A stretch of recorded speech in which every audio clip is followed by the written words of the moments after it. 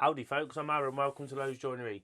Today's video is going to be my first ever and probably my last ever vlog, I think they're called, where I just stand in front of you and tell you what's going on really.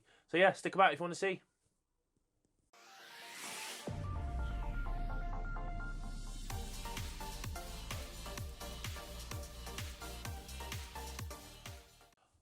Okay then folks, so firstly just a big apology for not posting. I've been so busy with work, life, just getting on with things really. I did see a video from Peter Millard at 10 Minute Workshop, great channel, just saying that you can't always film everything, and not the point of filming everything.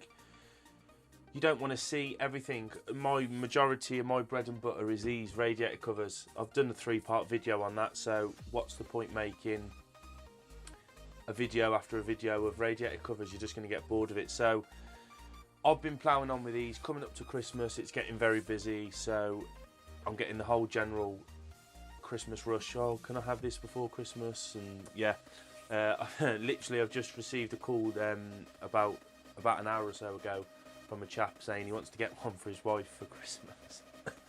A radiator cover. Can I help him out? So I'm going to pull all the stops out to try and get this to him. What the customer wants, they get, hopefully, on time. Inverted commas. I've had tools breaking, I've replaced tools. I'm going to give you a quick fling outside, what I'm doing out there work-wise. It's just absolutely crazy. We'll go out there now, I'll give you a quick walk around and then we'll come back into the shop and then we can have another little chat. Okay then guys, so shop at the minute is 10 by 8 and it's got a, I don't even know what that is, probably another 10 by another 8 again, I would say, on top of that. That's where I do all my cutting. That was literally a quick 5-second job. I know it's not pretty, but it done the job, and yeah. So anyway, I've been sorting all the bottom of the garden out. If you've looked at part 1 and part 2 of the fence build, there was a tree stump there. Me and the old man have ripped all that out. We've really gone to town on it. So literally yesterday I levelled it. Well, I screeded it all across with all the topsoil and whatever was mounded up. The part 3 will be coming out soon. I've built a bit of a block work there. Absolutely hate block work, by the way.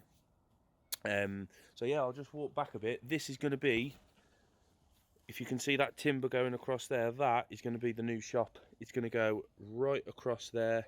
It's going to come out 14-15 foot where that is. Obviously that's going over in that corner.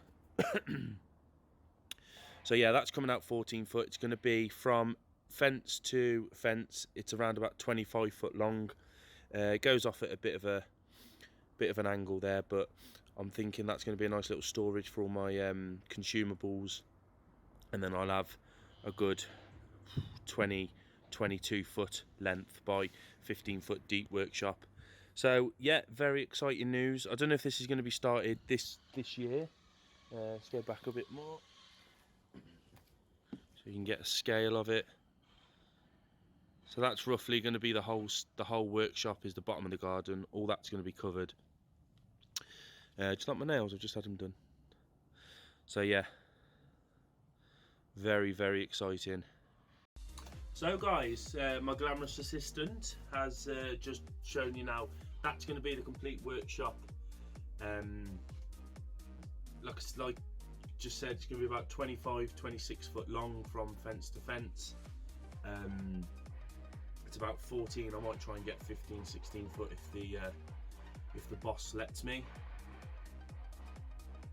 So anyway, first thing, a couple of weeks ago, completely user error, cutting away on the trusty Erbauer track saw.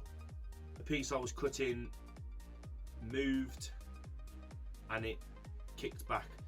The saw jumped and had a bit of an accident. As you can see, it's jumped off the track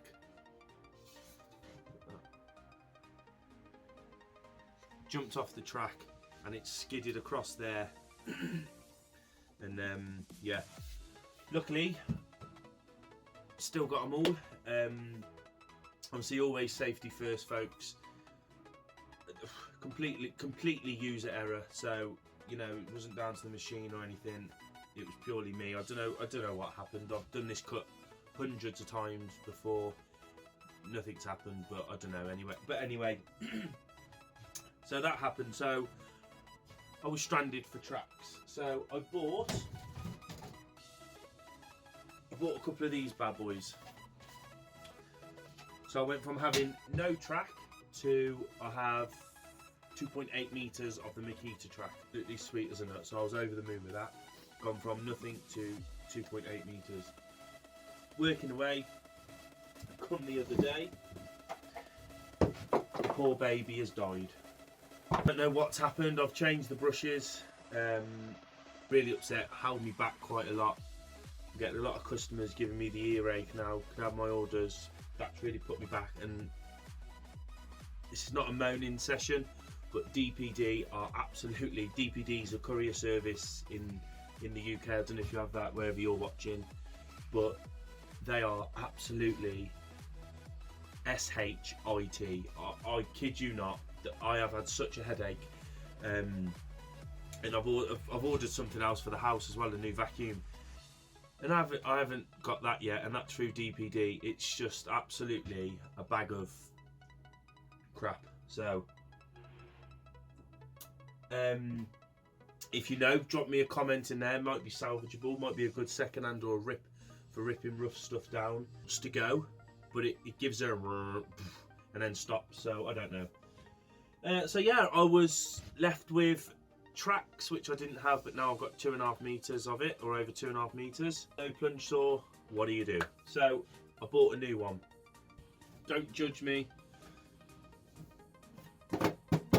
Treated myself to the Festool TS55.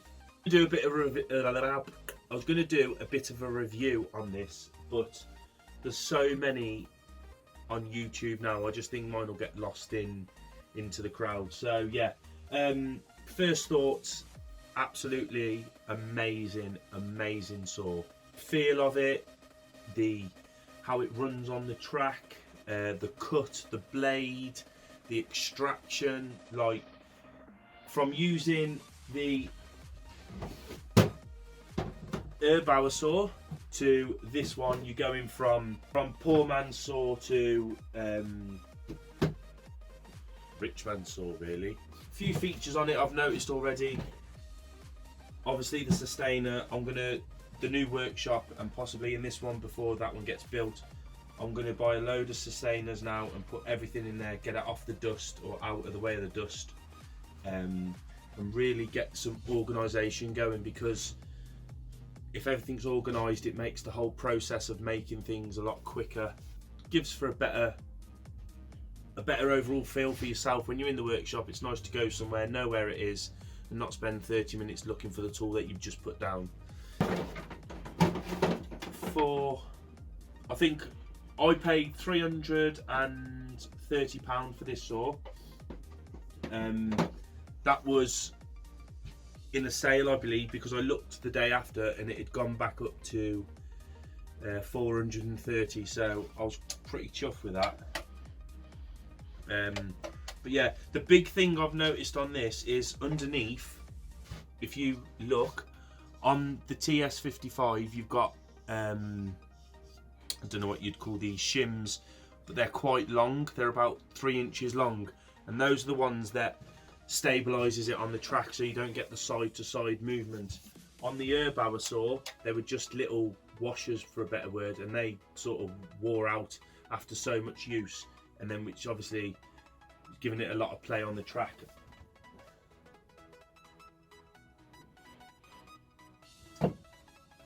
Treated myself to a trim router. I dedicate this purely to roundovers. Just got a little roundover bit in there, and it's so light. Obviously one-handed, run that along the edge, and that just gives a beautiful round over. Saves getting the plunger out. It's big, bulky and heavy and loud, and it's just, yeah, this is just so nice to use. So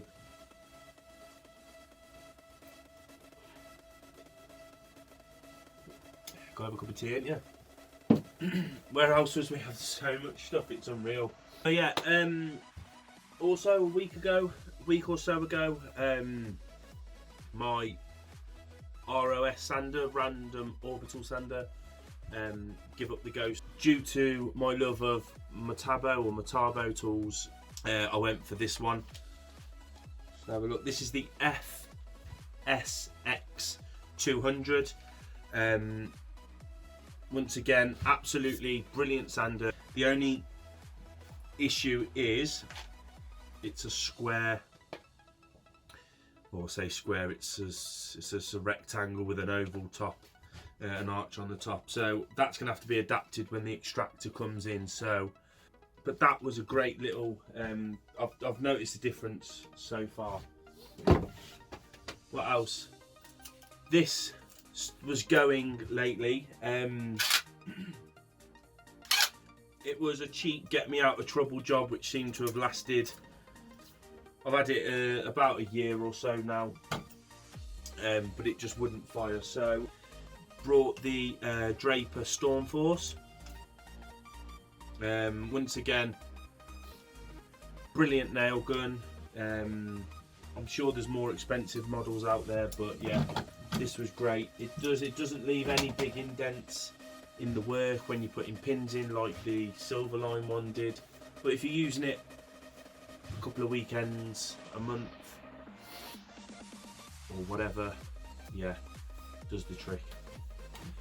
So yeah, folks, like I said, there's a few bits which I've brought. I'm happy with them so far. I'll probably do a little review on the Festool TS55. But yeah, if you watch my videos that are coming up, you'll see the router in action, you'll see the nail gun in action. I use it every day and it's performing well. So yeah, thanks for watching, folks. Sorry it's boring, I'm rambling on.